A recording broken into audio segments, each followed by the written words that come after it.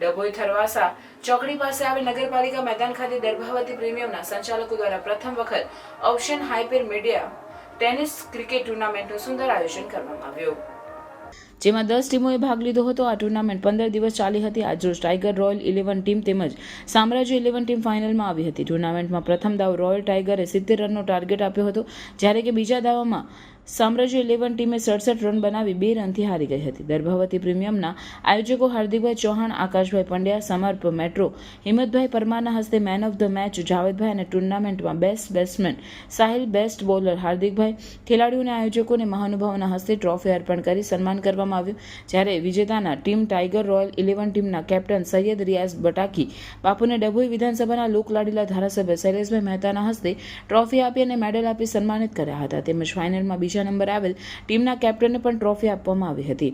આ પ્રસંગે મુખ્ય મહેમાનો આગેવાનો આયોજનમાં ઉપસ્થિત રહ્યા હતા અને વિજેતા ટીમને ધારાસભ્ય શૈલેષભાઈ મહેતાએ શુભેચ્છા પાઠવી હતી।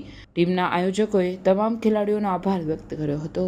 10 ટીમો ઓપ્શન બેઝ પર પ્લેયરો સિલેક્ટ કરીને આ ટુર્નામેન્ટનું આયોજન થયું। ખૂબ સુંદર ટુર્નામેન્ટ થઈ। ફાઇનલ મેચ પણ ખૂબ રસાકસી વચ્ચે રમાઈ। રોયલ ટાઈગર અને સામ્રાજ્ય 11 બંનેની વચ્ચે કસોકસની લડાઈ અને માત્ર એક રનથી રોયલ ટાઈગર ટીમ ચેમ્પિયન બની છે। બંનેને અભિનંદન આપું છું।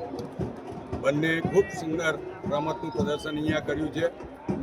છેલ્લા બોલ સુધી આ ચેમ્પિયનશિપની ફાઇનલ કસોકસ રહી અને જે સ્પોર્ટ્સમેન સ્પિરિટથી અહીંયા ટુર્નામેન્ટ થઈ છે એ બદલ દર્ભાવતી નગરીના તમામ યુવાનોને દિલથી અભિનંદન આપું છું।